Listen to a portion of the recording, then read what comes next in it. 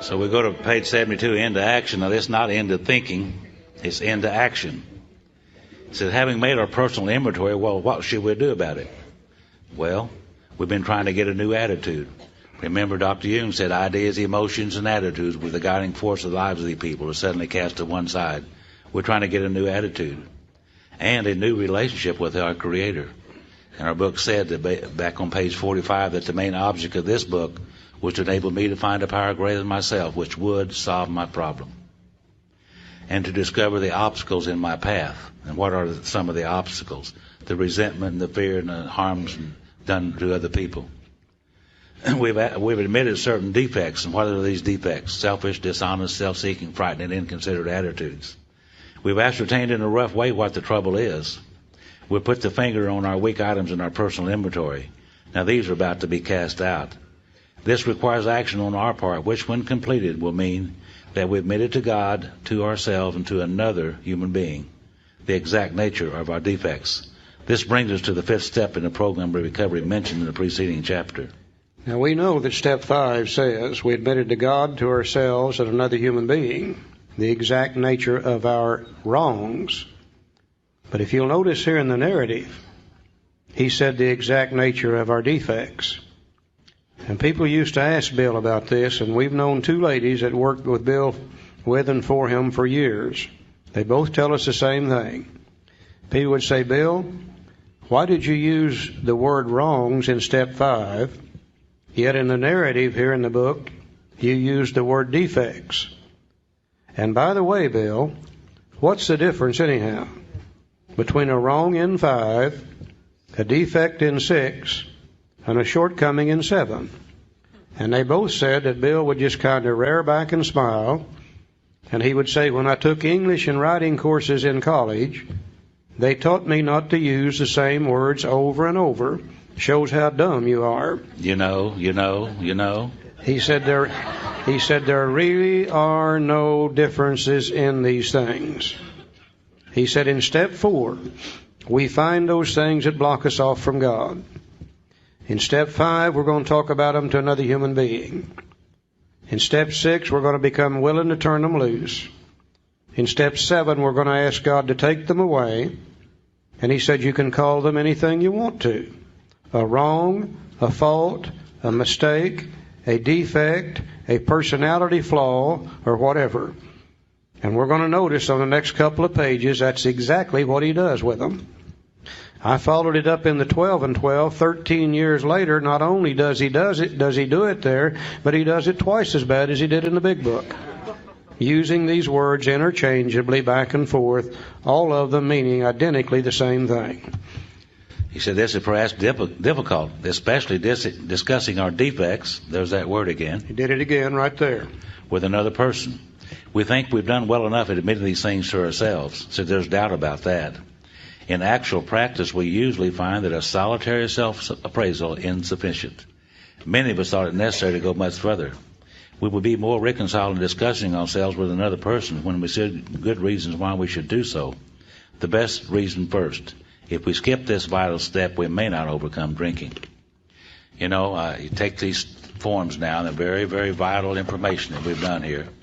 A book says that the solitary self-appraisal is insufficient. I did the very best I could do filling out these forms with the limited knowledge that I had and experience. But I did the best I could do. Now I take these to another human being and discuss them from left to right all the way across. Someone else who's gone on before me, who's done the inventory according to the big book. And now that person is going to help me to glean more information out of each of these situations that's going to help me. I need that information because a solitary self-appraisal is insufficient. Give you an example. Looking around this room today and this weekend, I've noticed 2 or 3 character defects. There's a couple of them sitting right over there. One sitting right here on the front row right for there, sure. Right there. Yeah. Several of them, as a matter of fact. It's real easy for me to look at you and see your defects of character. There's nothing between you and me except air. But it's very, very difficult for me to look at me and see the truth and see my defects of character, because there's years and a lifetime of rationalization and justification for these attitudes. And I need another human being to be able to look at me objectively and to help me see things that I couldn't see. Because I'm starting out on a brand new lifetime engagement here, and I need all the information and help that I can get to have a very successful life. And I did the very best I could do in the inventory process, but a solitary self-appraisal is insufficient. I need God and another human being to help me see things that I couldn't see. Now, to be sure we have no contradictions here, over on page 73, on that first paragraph where it says more than most people, just the sentence before that said, but they had not learned enough of humility, fearlessness, and honesty in the sense we find it necessary until they told someone else all their life story. Now, there's the statement that got us confused about step 4. And we all began to write our life story thinking that would be step 4. But as we can see, 95% of our life story really doesn't have anything to do with our alcoholism. In fact, I was born in 1929. That really don't have anything to do with it. But I tell you what I have done. If I've taken my inventory the way the book says, I've shared all my life story in those areas that really count. Resentments didn't come in my head just today. They've been popping in my head as far back as I can remember. I've shared all my life story resentment-wise. Fears didn't come just today. They've been coming in my head as far as I can remember. I've shared all my life story fears-wise. The harms I've done to other people, I didn't hurt them just yesterday. I've been hurting people as far back as I can remember. My mother said to me one time, she said, Charlie, you were the meanest kid I ever saw. She said, I had a little problem loving you myself. You know, when Mama don't love you, you're pretty bad off. Yeah. And as I look at these things today, my whole life is centered anyhow around those 3 things. Those resentments and those fears and those harms I've done to others. So I don't have any quarrel with that statement at all anymore. If we've done our inventory, the way the book says, we've shared our life story. Now here's why we really need to share this with another human being. More than most people, the alcoholic leads a double life. He's very much the actor. To the outer world, he presents his stage character. This is the one he likes his fellows to see. He wants to enjoy a certain reputation, but knows in his heart he doesn't deserve it. A practicing alcoholic is trying to live 2 lives. You know, we've got a conscience. Whenever we're sober, we try to live like people are supposed to live. But when we're drinking, since alcohol lowers the inhibitions, crowd, we do things that we would never think about doing sober. We're living 2 lifetimes when we're a practicing alcoholic. The inconsistency is made worse by the things he does on his sprees. Coming to his senses, he's revolted at certain episodes he vaguely remembers. These memories are a nightmare. He trembles to think someone might have observed him. As fast as he can, he pushes these memories far inside himself. He hopes they will never see the light of day. He is under constant fear and tension, and that makes for more drinking. You know, let's face it, we alcoholics have become the world's greatest con artist. You have to be.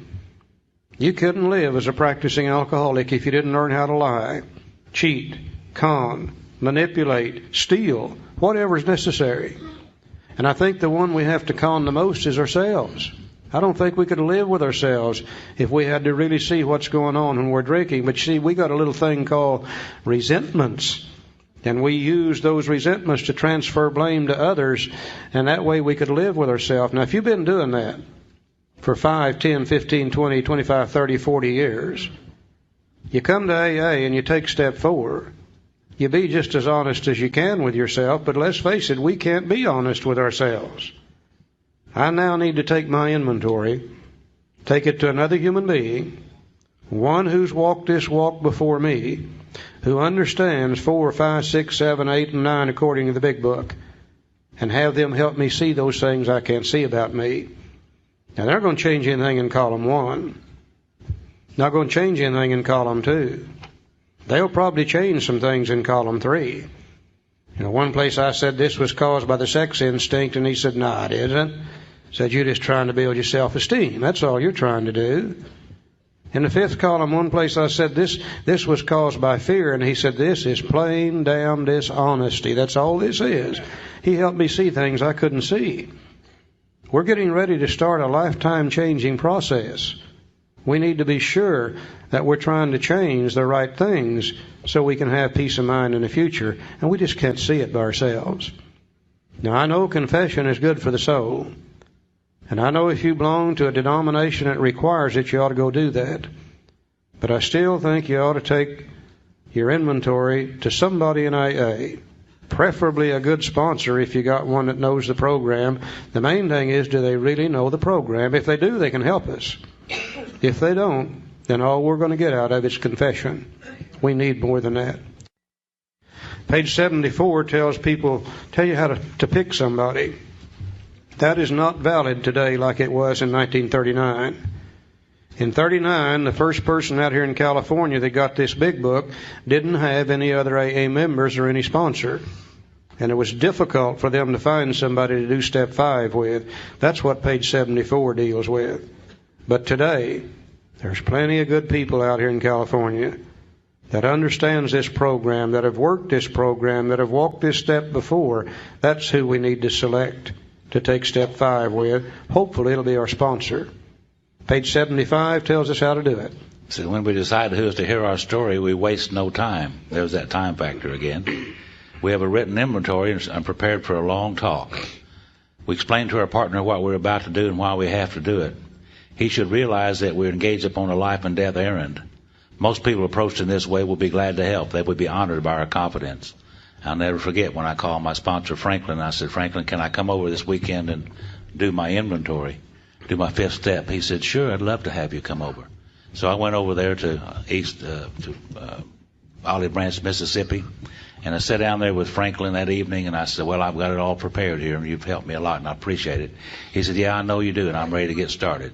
He said, but first of all, let's you and I do the 3rd step prayer together. That's the kind of sponsor I had, and we'd ask God to be with us during this process.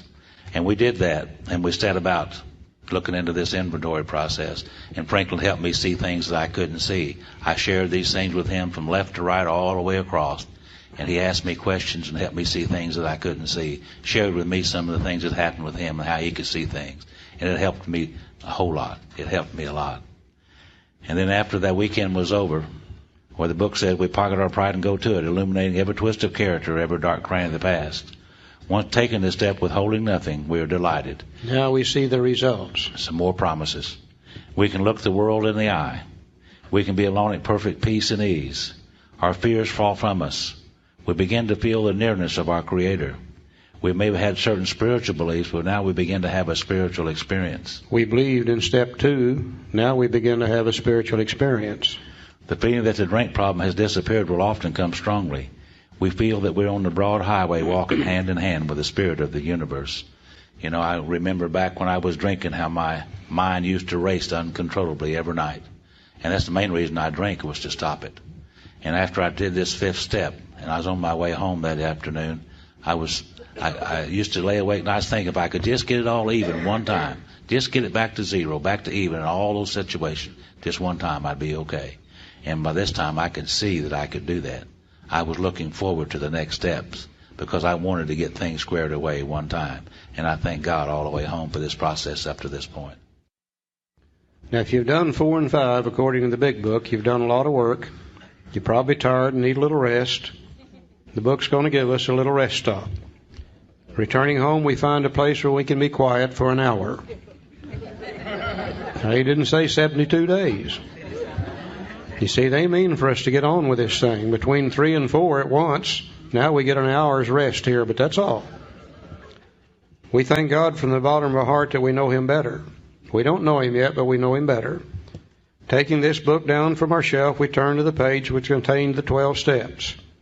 Carefully reading the first 5 proposals. Now, he could have said the first 5 steps again, but he don't want to do it twice in a row. Carefully reading the first 5 proposals, we ask if we've omitted anything, for we're building an arch through which we shall walk a free man at last. Is our work solid so far? Are the stones properly in place?